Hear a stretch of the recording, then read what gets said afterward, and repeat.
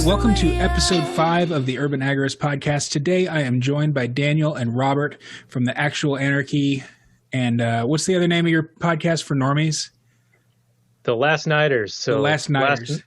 Yeah, it's a less scary name. Yeah, exactly.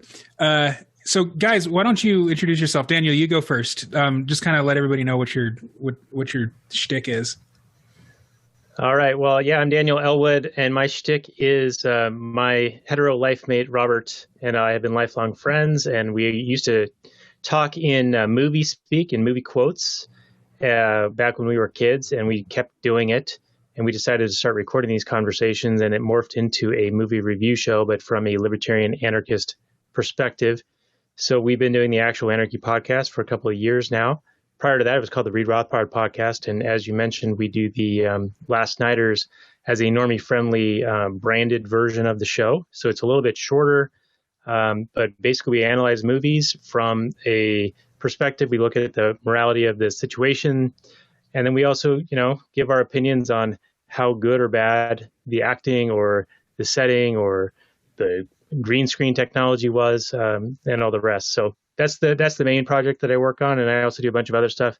I have a website called danielelwood.com that has a list of all of the other stuff that I do. And you can find links to the Actual Anarchy and to the Last Nighters, as well as Reed Rothbard and other things that I work on. Cool. Is there a difference between Reed Rothbard and Actual Anarchy, or is that just a rebrand?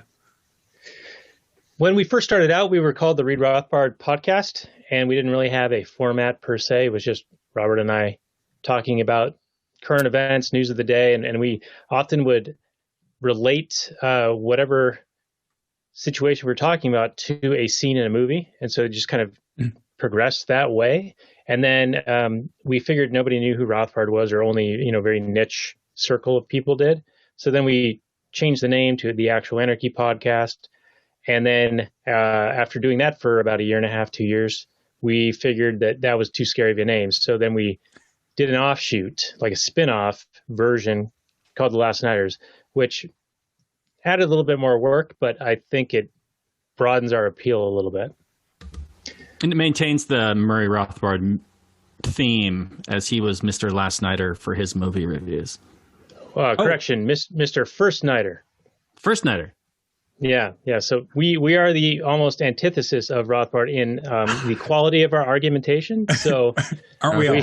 That makes sense. We have to be the Last Nighters.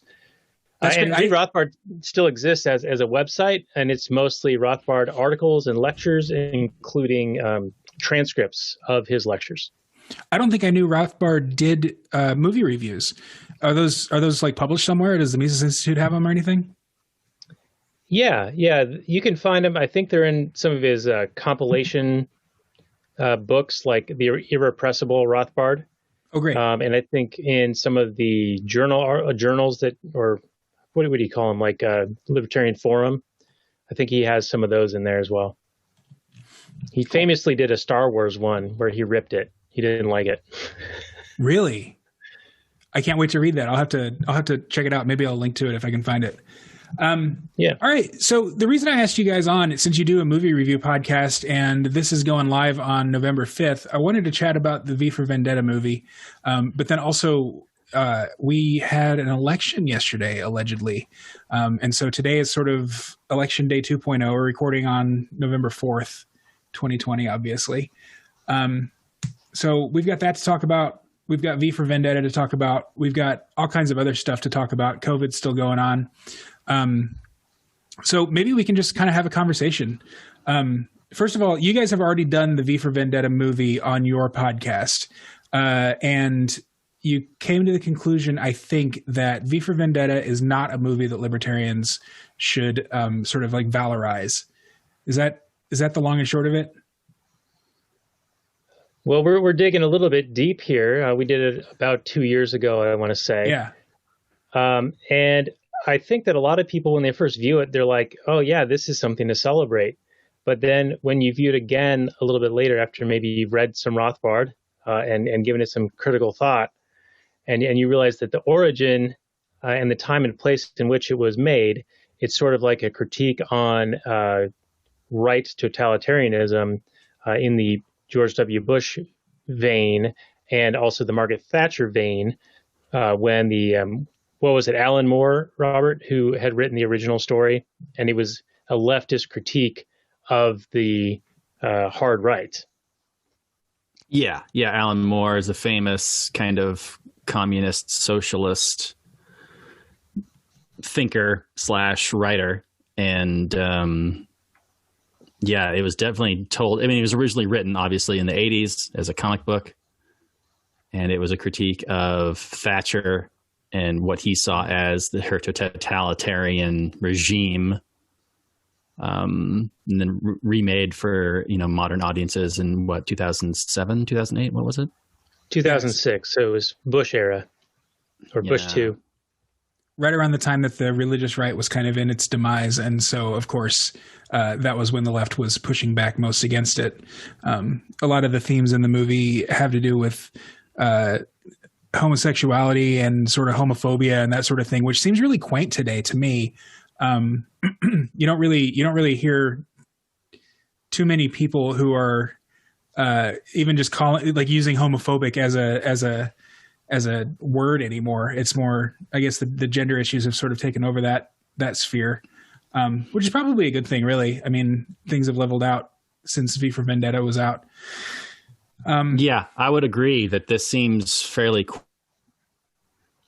these days when you get like gay oppression type stuff in movies, it feels very social justice warrior-y, and like, what world do these people live in? Yeah. But back when this was made originally, I mean, I don't know if the original graphic novel had a lot of homosexual persecution, but England certainly did. Mm-hmm. Famously, Alan Turing was forcibly sterilized. Lots of homosexual people were forcibly sterilized in the progressive era, in the late 1900s and the early 2000s, the late 19th century and early 20th century.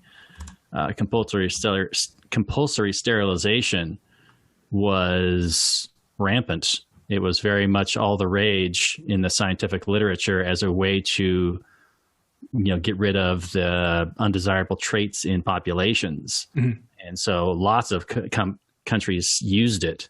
Famously, the United States, obviously Germany, England, but tons and tons. I mean, it was just a popular thing that swept around the world. So, I mean, there's a list here I'm reading that says, Bangladesh, Brazil, Canada, China, Colombia, Denmark, Germany, Guatemala, India, Israel, Japan, Peru, South Africa, Sweden, Switzerland. It wasn't just limited to a few places. This was the idea of how to get rid of undesirable characteristics and cleanse your population. So it's not that V for Vendetta is, pushing against a straw man. It's a little over the top, I would think, but it's definitely stuff that has happened historically.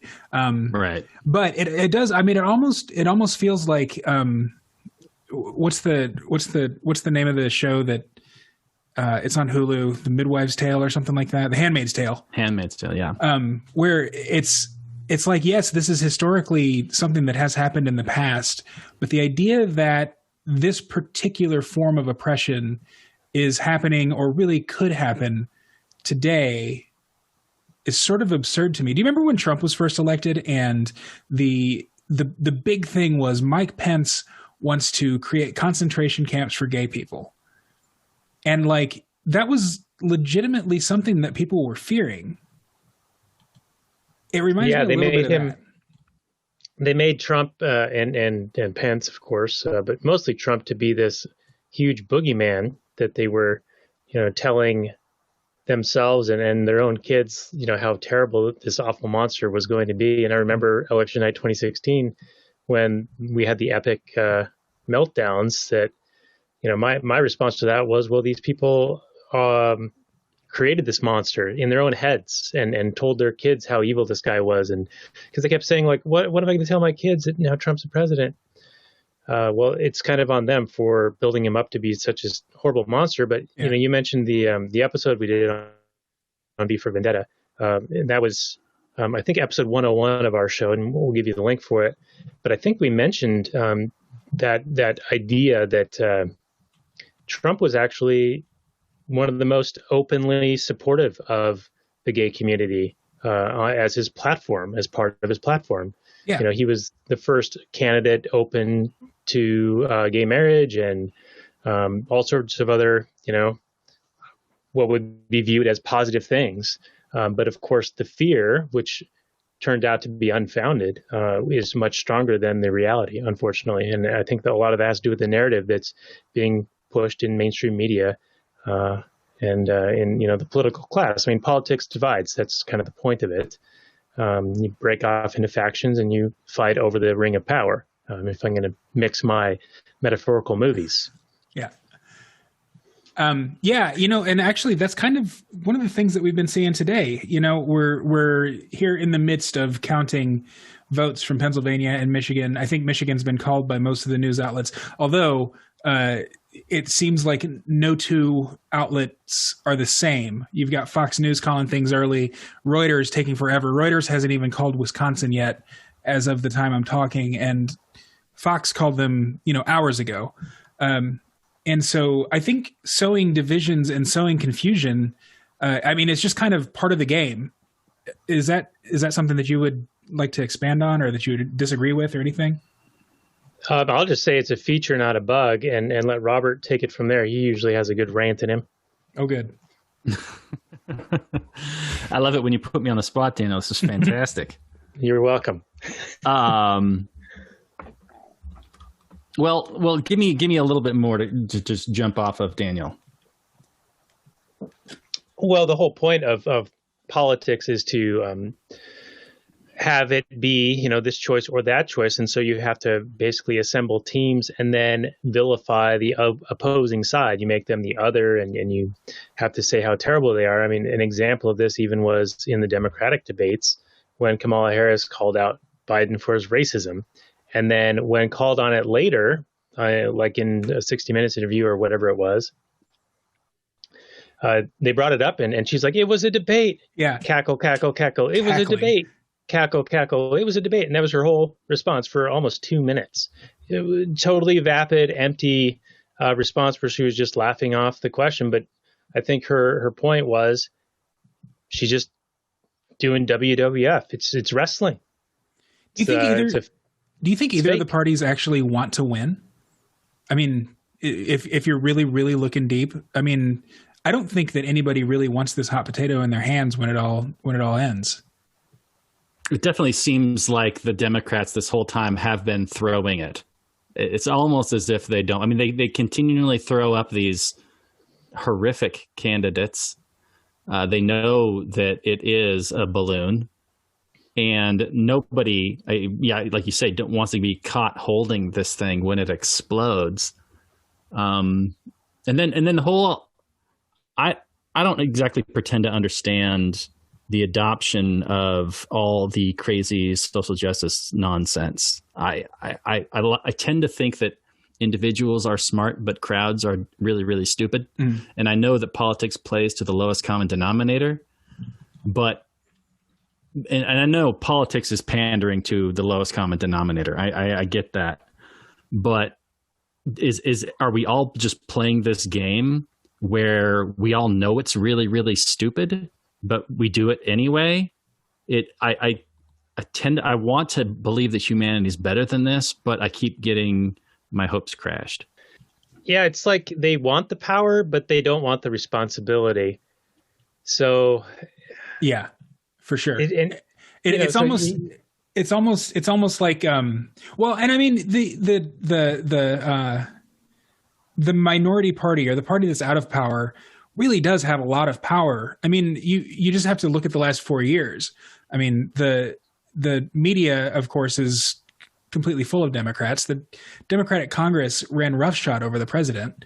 I think that there's a lot to gain. If you're not already at the top, then there's nowhere you can go but up. Right. And if there's anything we've learned about the critical theory is that, you know, they're all vying for oppression points, and you can't necessarily be the victim if you're the one in power. So to be the opposition party, to be the underdog, to be the oppressed party, there's a real amount of power in that. You're right. Yeah. Wenzel back in 2016 had been polling for Hillary to win, not because he liked her, but that it would have given the right the impetus to pay lip service to the free market rhetoric, to be against, democratic, the Democrat, policies that would expand the welfare and warfare state. But because Trump won, they went silent. And then it also gave the left a big boogeyman to build their coalition around, fighting and resisting, #resist, for 4 years. So, yeah, and building up the Orange Führer into this monster figure, they can claim all this oppression, which is real or just in their heads. I mean, I'm an anti-government guy, so I do agree that there is real oppression. right. But the things that they complain about is, mostly laughable. Why do you think it is that so many libertarians, or at least libertarians sort of in the Rothbardian vein, seem to support Trump? Well, he's the anti-establishment candidate, right? I mean, between Biden, if you're going, deep state CIA Biden, Yeah. Military-industrial complex Biden versus the guy that the deep state seems to hate with a passion, but the media seems to hate with a passion. I mean, I think more and more people, as more and more people get lied about by the mainstream media, by the corporate press, they tend to, kind of sympathize with Trump, who just gets nothing but lies told about him in the press. So everybody hates libertarians, right?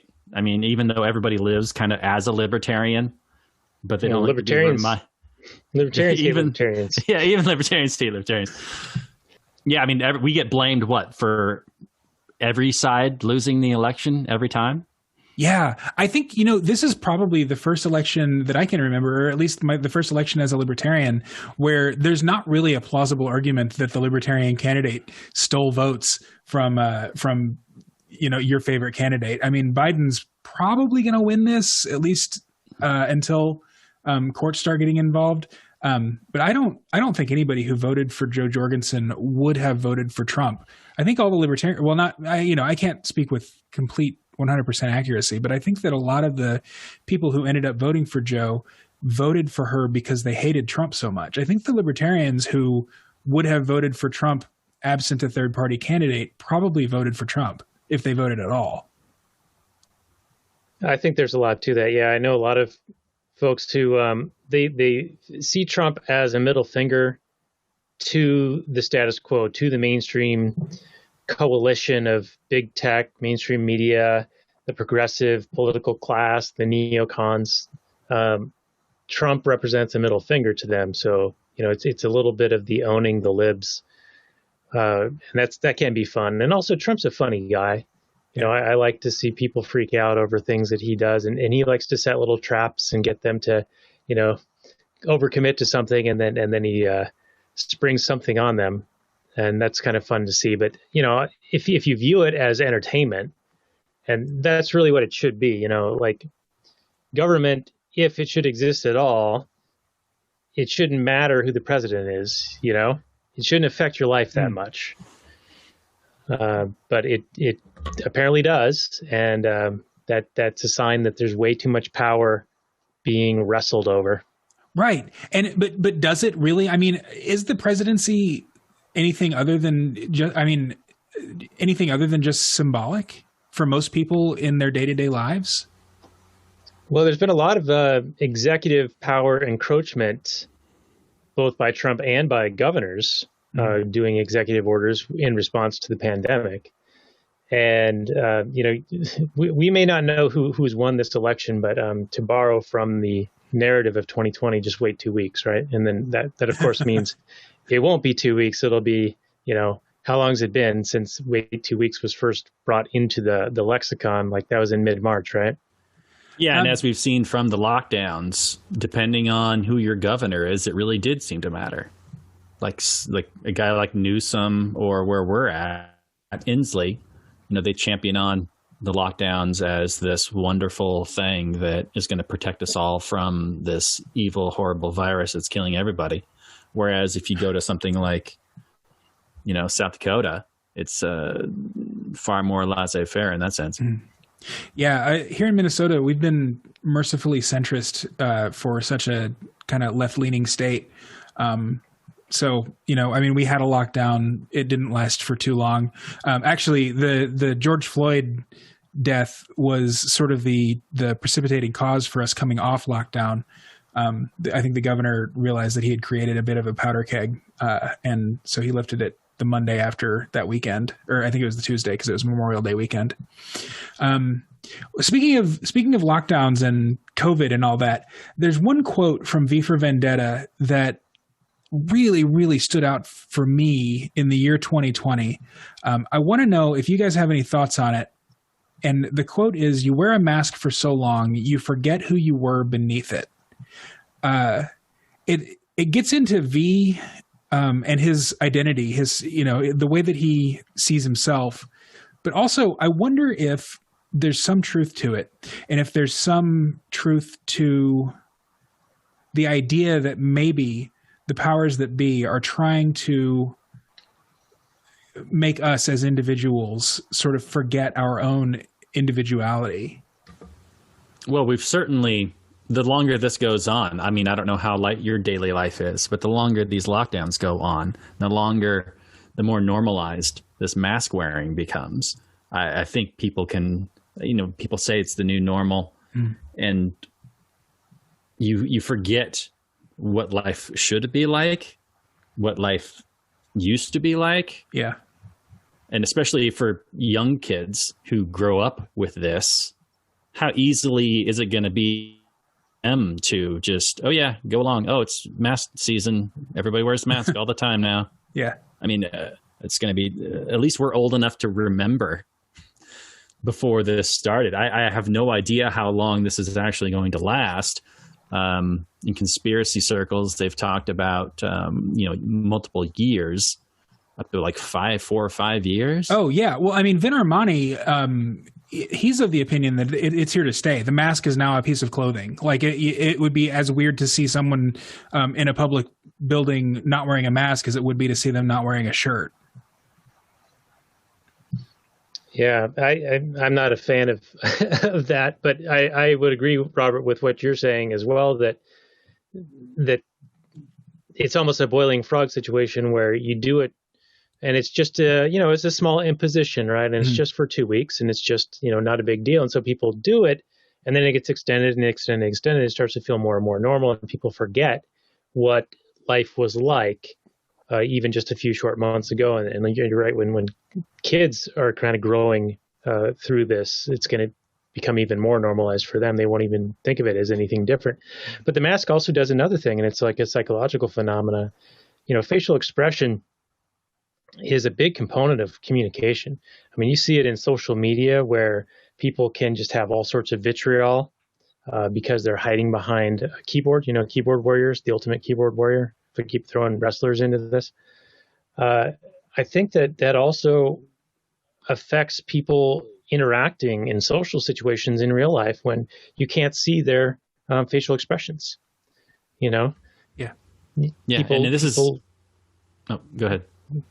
Well, I was just going to say, you start to see people as less than a full human, full person, full other person. So yeah, go ahead. Well, it's another way to divide the population. You got people divided into the maskers and the maskless, and the maskless probably see the maskers as cowards or who knows what exactly what they what we're thinking. You're right, at least in my case. and then those with masks see the maskless as evil spreading grandma killers. And, it's another way for government to create division between us and your neighbors. And, if you're a mask wearer, eventually you kind of see it as maybe they don't consciously think of themselves as like virtue signaling. But when you see people driving along alone in their own cars wearing a mask, I question whether it's for actual any kind of real safety reasons. Right. It's just following the rules. That's really what it is. I mean, you see that more than you see anything else. It used to be when the mask thing first started, it was, my mask protects you and your mask protects me. That was sort of the thing. Now it really is just comply so that you're complying. One thing that I have noticed in myself, and I think a lot of other people can relate to this, I've kind of become brainwashed, and it's really, really troubling to me. Like if I'm watching a movie and there's a concert scene, or people are in a restaurant and there's not space between the tables, or if they're talking really close to each other, you know how they do in movies because they're on camera and they have to be close to each other. Even this current season of television shows that, like the Great British Baking Show, which is one of my favorite shows on TV. It was filmed sort of like in an NBA bubble where they were just kind of quarantined off in a resort. And so they have no chance of spreading it to one another, but they get really close and they hug and they shake hands, and all of that stuff where people are getting close and not, quote, following the rules. I get a little like, whoa, these people are really being rebellious here. And I hate that. I hate that about my psyche. I'm wondering if you guys can relate. I'm wondering if you guys have any advice. My one piece of advice to myself has been, when I'm in public, pull my mask down under my nose so that I just kind of break that mental chain that tells me I need to comply with these rules. And now, more recently, I've started taking my mask off before I exit the building rather than as soon as I exit. It's because, like I said, it's really troubling to me that this mind control device that I recognize as a mind control device actually is controlling my mind. Yeah. And no matter how resistant you are, I think it affects us all. I have felt the similar thing watching any kind of current media where people are not wearing masks. It's not necessarily that I think, oh no, they're going to give each other COVID or whatever, but it's in the back of my mind that that it comes to mind. It's like it's ever present in your mind. You can't escape it. Even if you know better, you still feel it. It's insidious. Insidious. Yeah, that's a good word for it. It's also a good movie. All right. So I think the mask thing is super depressing. And like, even if the mask does have marginal benefits as far as the spread of the virus goes, and that's a completely different conversation, as to what works to end a pandemic or prevent vulnerable people from getting sick. I think that the purpose of it in the end is more just population control. And if you're super cynical, brainwashing and sort of mind control type stuff, which when you say population controlled, you don't mean like reducing populations. You just mean controlling populations. Yes. Well, yeah. I mean, that's what I meant, but also reducing population, which I guess, that is sort of the traditional definition of the word population control.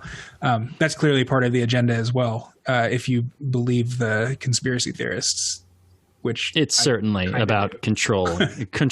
It's certainly about controlling the people. And that because they say just follow the science. Well, which scientists? Yeah. And which scientists at what time? Because the advice has changed from sometimes day to day, week to week, month to month. But no matter what it is, you're always supposed to follow, the official authority figure, regardless of what they say. And it's some serious 1984 bullshit. I'll say that. Yeah, I mean, science changes sometimes. Like what is good advice now might not be good advice tomorrow. So I guess I'm not as hypercritical of like, oh yeah, well in February they're saying don't wear masks. I guess it's plausible that those studies where they're taking pictures of the way spit comes out of your mouth under a laser strobe or whatever it is. Maybe it does lend credence to the idea that wearing a mask slows the spread of the virus. I don't know, and I don't make a claim to know. But it does seem fishy. It seems fishy that they're treating this virus differently from how they're treating every other virus in the history of virology. Exactly. We went from 15 days to flatten the curve to just wear a mask and social distance until the end of time. Yeah. The flattening of the curve was the goal, right? That was kind of the thing. We wanted to make sure that the quote hospitals weren't overwhelmed. Now we need to slow the spread. Why do we need to slow the spread? Who knows? I don't know why you want to prolong a pandemic, but that's the thing now, I guess. But yeah, governments live off a fearful population. I think anytime that you can keep your population afraid, they will look to government, much as they do in V for Vendetta, as the saviors to save everybody. And I think way to bring it back. Yeah, exactly. You got it, buddy. I think that's one of the roles that Trump plays for a lot of people who are either libertarian or just sort of your general average Joe who is distrustful of sort of the cathedral's narrative. And when you guys were talking about, I don't remember which one of you it was, we're talking about how Trump's sort of a great troll and he's funny and he's, he just kind of puts this stuff out there to get under the skin of the media and the state's sort of establishment. It reminded me a lot of that scene from V for Vendetta where they're on the the comedy variety show and they've got the actor portraying the chancellor, and then they've got V who comes and isn't a terrorist, he's just a clown. Do you know the scene I'm talking about? Certainly, yeah. It's on Gordon's show. Yeah. I forget the name of that show, but yeah. I forgot the name of the character, so you're at least one step ahead of me. But yeah, that's very much subversive. That is the role of comedy, to mock those in power, to kind of tell the truth with lies, as is famously said in this film as well. And of course, those in power can't stand it, even though, and then what he gets blackbagged and murdered. But yeah, sometimes comedy serves as a relief valve. I think back to my days of watching like The Daily Show back with Jon Stewart, back when it was actually funny. And you'd have these moronic politicians saying just ridiculous things and then being mocked to the ends of the earth by this hilarious comedian. And you'd be more okay with it. You'd be like, hey, well, he's screwing me over, but at least he got his by being made fun of. And, probably he deserves to be made fun of. I'm not like saying he shouldn't be, but you still should be also angry about it. You know what I mean? Like, you are being attacked. You are being ruled by tyrants. It's something to get upset about. It's not something to just laugh off. Yeah, it diffuses it. We all know one of the easiest ways to start gaining self-sufficiency is to grow our own food. Whether you're an urban agorist living in the city or an urban agorist at heart living on your homestead out in the country, you need seeds. Unique heirloom seeds are becoming endangered. 90% fewer varieties of seeds are planted today than just 2 generations ago, and just a handful of large corporations control the majority of our seeds. Seeds are disappearing all the time, and they're being replaced by cookie-cutter varieties that are bred for profit, not for flavor, robustness, yield, and certainly not the unique needs of your garden. Whether or not you're already gardening or saving seeds, I invite you to join me at the online Global Seed Summit from November 17th through the 20th to revolutionize your understanding of seeds and the role they play in your and our collective future. To learn more about the Global Seed Summit, head to urbanagorist.com/summit. When you sign up for the Global Seed Summit, you will connect with a global community of people who are committed to a healthier future. Now more than ever, people are beginning to realize the importance of taking control of their own food-secure future. Take control yourself at the Global Seed Summit. Head to urbanagorist.com/summit to sign up today, and I'll see you there. You mentioned I don't know if you were paraphrasing the quote, but the quote from the movie is actually artists use lies to tell the truth while politicians use them to cover the truth up.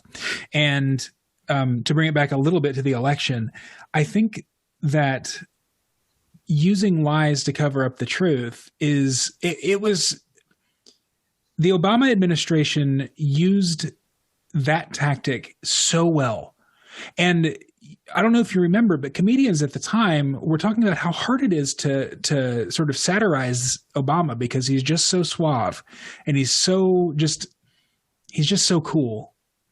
And all of this stuff, I mean, everything from the IRS targeting conservative groups back then to Ukraine, which, I mean, anybody who listens to the Scott Horton show knows how crooked the Ukraine deal was, has known that for years. But now kind of everybody knows it. Anybody who watches something other than CNN knows it.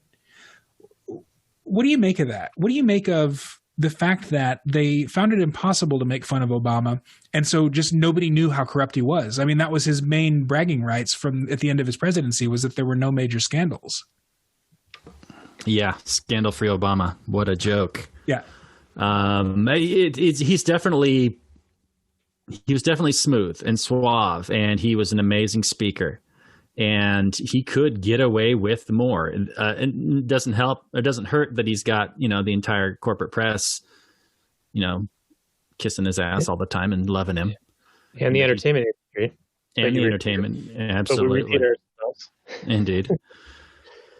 So yeah, he wasn't the butt of jokes. He wasn't the fodder for stand-up comedians like George W. Bush was. And it allowed, even though, he just continued on with Bush's policies. Yeah. With just not a peep. From the anti-war left, they just went away right after Bush, was over. They were like, oh, I guess we're done here. Because now we got this suave gentleman ruling over us and murdering everybody. Right.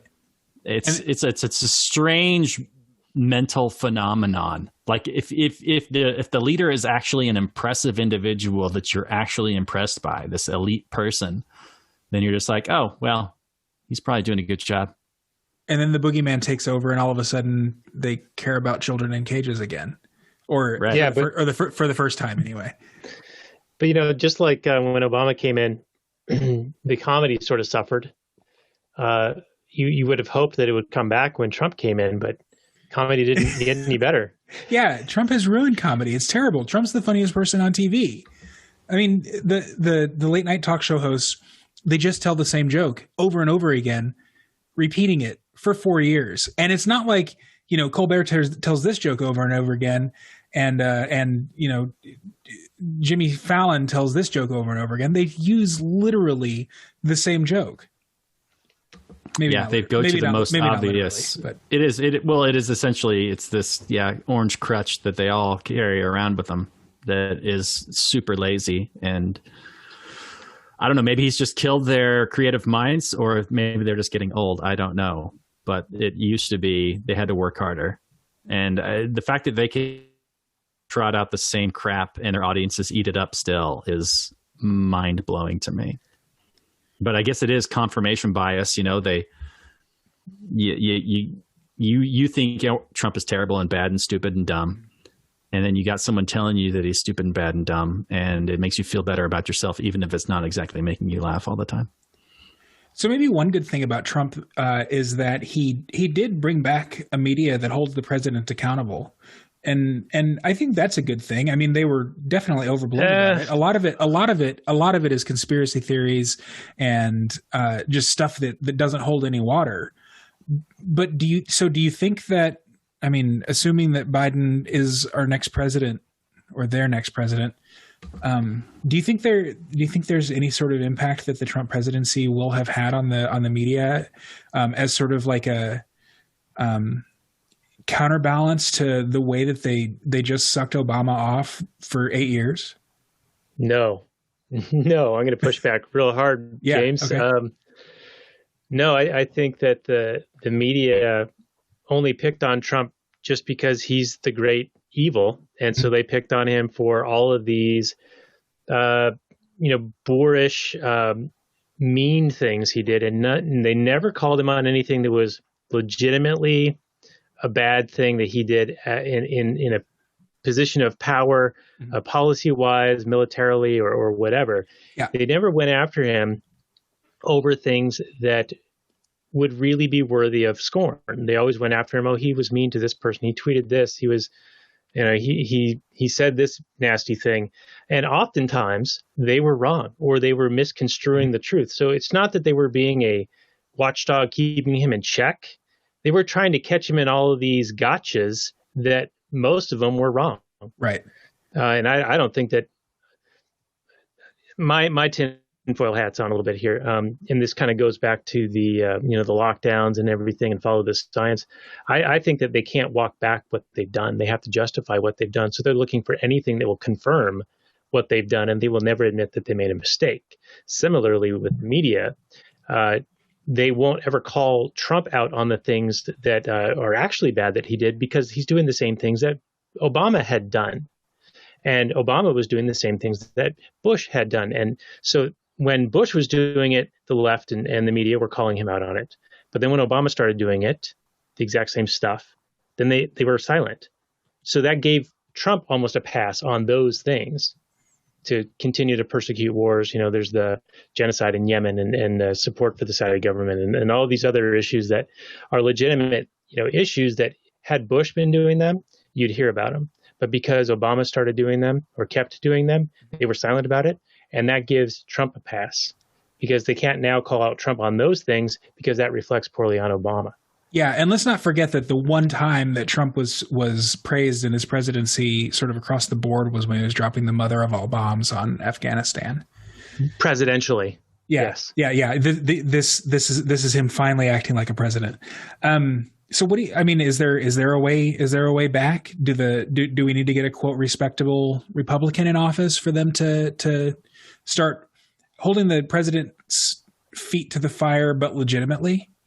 I mean, they all went along with Iraq under Bush, but I think that was more just the afterglow of 9/11. After a while, they started holding Bush accountable a little bit, I think. I mean, I was young at the time, so I don't know for sure, but I think the corporate press is completely compromised. Yeah. I don't have any hope that they will. They're absolutely just another branch of the government. Yeah. So a Harris administration is going to be silent on all the bombing and killing that they do. They'll be celebrated for all their leftist socialist policies. The mask mandate's going to be celebrated. It'll be a nightmare. A Harris administration. Yeah, indeed. Do you think there will be a Biden administration? Maybe for like a day. Yeah. I doubt it. I think he'll be alive for a while at least, but how much he's actually going to do or say or even contribute to policy or anything, I think they'll wheel him out and he'll give a semi-coherent 2-minute speech and introduce the president. That's what I think he'll do. Maybe for the first year or two, but I think they'll slowly ease us in to the idea that it's actually a Harris presidency. Mm-hmm. That's just my guess. It won't be like Dick Cheney was the power behind the throne. It will actually be Kamala Harris who is sort of the face, and if not officially, then at least as a figurehead, sort of the head of state. Yeah, and you've seen the interviews with Kamala. She reminds me so much of an interview with a Hillary Clinton. She's got that same sociopathic, power-hungry, soulless personality. Laughing at all the weirdest times you could possibly laugh at something. Right. Not a human. Yeah. She is absolutely a power-hungry, power-broking monster. And this is all going to get really, really bad. The problem is... Oh, go ahead, Daniel. I just want to say, I think that she's actually worse than Hillary, because Hillary was at least kept in check with her backroom deals and her kowtowing to big bank and Wall Street interests. She was just going to be continuation of what Obama had in place. But I think Harris actually has different ideas. She prefers just the power for the power's sake, and maybe will try to push things further than Hillary ever would. I think Hillary would have maintained a status quo, or the trajectory that was in place at the time in 2016, as Obama was leaving office. I don't know a ton about Kamala Harris. Does she have the same sort of Wall Street ties and stuff like that as Hillary, or is she legit that she... Maybe not yet. Yeah. I'm sure she'll get them real quick. Yeah. So pushing back just a little bit, I mean, you sound you sound really racist and sexist talking about how horrible these ladies are. I mean, they're no worse than the men that they're running with, are they? There's something about the women that reach the levels of power that men do. There's something in a man, right? That has the drive to succeed, to provide for the family, to be the best, to do all that work. And there's just so much fewer women that are willing to go through all that. And it takes a certain kind of sociopathic mindset to do all that and to actually succeed. And in politics, right? I mean, politics it's all a nightmare filled with predators and murderers. So yeah, if someone's rising to the top of that nightmare, they're not going to be good people. Yeah, I don't think anybody goes into government quote service, whether it's as a bureaucrat, as a cop, as a politician, or even as like a public school teacher, unless they have the aim to compel people to act according to their preferences. And I mean, obviously there's probably some exceptions to that rule, but I just don't see any other reason other than maybe your pension. And even then, I mean, that's a real compromise in your ethics and values if you're going into it just for the money. And women, for all that women have accomplished in the last half century or so, or century maybe, they have a lot more to prove. I think that a female war hawk is just more likely to rise in the ranks because she shows her toughness. I don't even necessarily think that it's something that's sort of inherent to womanness or manness. I think it's just something that, if you're a woman and you're in politics, in order to gain power politically, you have to be ruthless. You have to be more ruthless than the guys that you're up against. I mean, Margaret Thatcher is another example of that. Maybe she's the sort of the prototypical example of that. Yeah, it's almost like they have a chip on their shoulder. They have a Napoleon syndrome that they've got to prove that they can hang with the boys. So perhaps it's a mask. A mask of toughness that they have to project out there and overcompensate for their perceived lack of, whatever machismo. Yeah. So then they overdo it and then become very, very unlikable in interviews and speeches. And it's a mask they wear so long, they forget who they really were. Bringing it back. If they were ever anything different to begin with, I don't know. Yeah, another mask reference. Behind this mask, there's more than just flesh. Behind the mask, there's an idea, and ideas are bulletproof. Reminds me a little bit of the Ron Paul quote, "An idea whose time has come can't be stopped by any army or any government." But it can also be twisted and bastardized by, anybody who has an idea that they think is worth fighting for, really. Sure. Yeah. It's like the communists in Cuba, right? And we recently did Godfather 2. Mm-hmm. They were fighting for their communist revolution and they were willing to die for it. You can follow behind, bad ideas and good ideas. The solution, of course, is sunlight and good ideas to counteract those bad ideas. But bad ideas are just as powerful. If anything, they're easier because they can be condensed down to bumper sticker slogans. And they take multiple pages of rebuttal, and they can prey on your innermost fears and your deep-seated doubts. Like, nothing is your fault.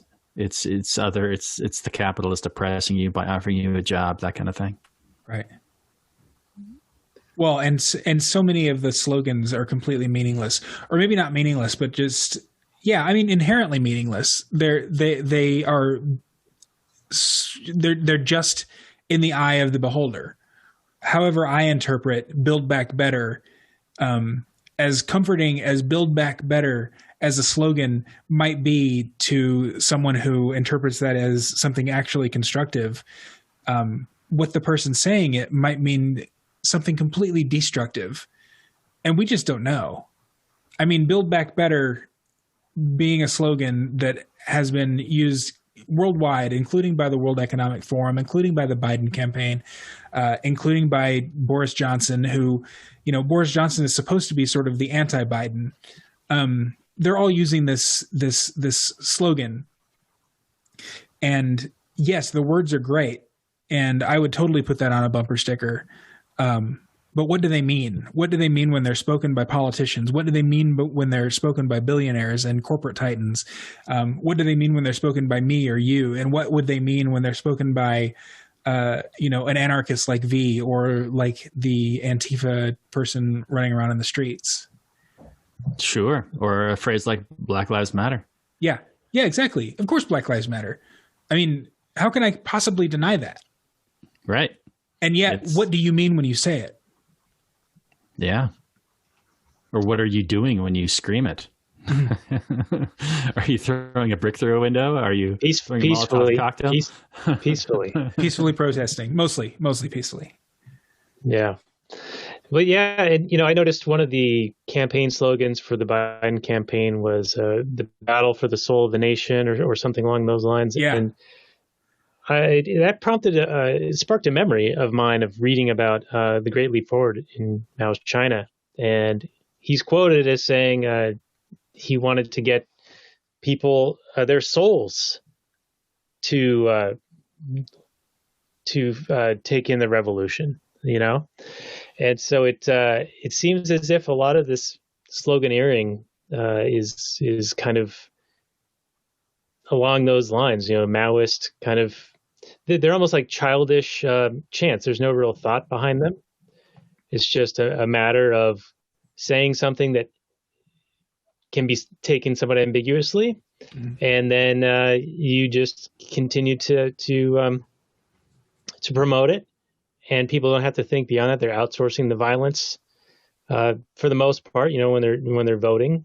Here's the quote. It says, "Mao conceived of it as a, quote, revolution to touch people's souls.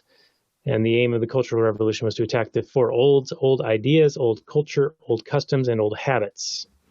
What a perfect slogan for Biden. The empty candidate.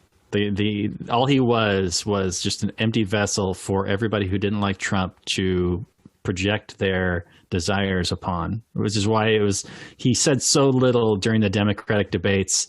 And he even said very little in the debates in the lead up in the campaign with Trump. Trump had to work to actually get him to nail him down to actually take a position on something, especially, he wouldn't even say what he was going to do with the Supreme Court. And that was like famously, he wouldn't do it. He wouldn't just like, well, I don't want that to become the story of what my actual position is. How hilarious was that? And then he would deny, when Trump called him out on his fracking ban or whatever, he would say, "No, I never said that," even though he said it multiple times. He absolutely couldn't be nailed down, because every time he would actually take a position, you could actually understand what he was about instead of what he was against. Well, to be fair, Robert, I'm sure he thought he was being truthful, because I can't imagine he could recall his prior position. Yeah, you might be right about that. Yeah, that's absolutely true. I don't know, man. Come on, man. I can't be expected to remember that far back. Look here, Fatso. All right. So we're about done, I think. This has been great. Why don't you guys kind of plug what you got going on? Where can people find you? I already have a couple of links for you, but what's going on in your world? What's the next episode of Actual Anarchy going to be? What can people look forward to this weekend? Well, I'm glad you asked. We just did The Purge, and that was in the run up to the election here. Ugh, a movie I still haven't seen. Oh yeah, it's not great, but it has an interesting premise. Okay. So up next, we have The Beast, which is about the Russians attacking Afghanistan in the 80s. And, Robert, you were talking about in The Godfather 2, where the Cubans were willing to die for their cause. And that was how Michael knew that they were going to win. Similar with Mujahideen in Afghanistan. And so that's going to be with the great Kyle Anzalone of the Libertarian Institute. After that, we have Robert P. Murphy coming on for They Live. And then the week after that is JFK with Pete Quinones. And the week after that is High Rise with James Gentleman of the Urban Agorist. Hey, that's so a bunch of heavy hitters. As a murderer's row of libertarian ideas and thinkers. Okay, great. So you guys can find Actual Anarchy, of course, on any podcatcher and on the web, which I will link to at urbanagorist.com/5. And I really appreciate Daniel and Robert coming on tonight and talking elections and movies and conspiracies and everything else in between. And I will talk to you guys in a couple of weeks on your show. Thanks so much. Yeah, thank you. Looking forward to it, James. Talk to you later. Thanks again to Daniel and Robert from the Actual Anarchy podcast for joining me tonight. And thank you for listening. Be sure to subscribe on iTunes or Spotify or YouTube or wherever it is that you get your podcasts. Hit the like button, leave me comments and reviews, and most importantly, please share the show with your friends. And until next time, live free. This is the way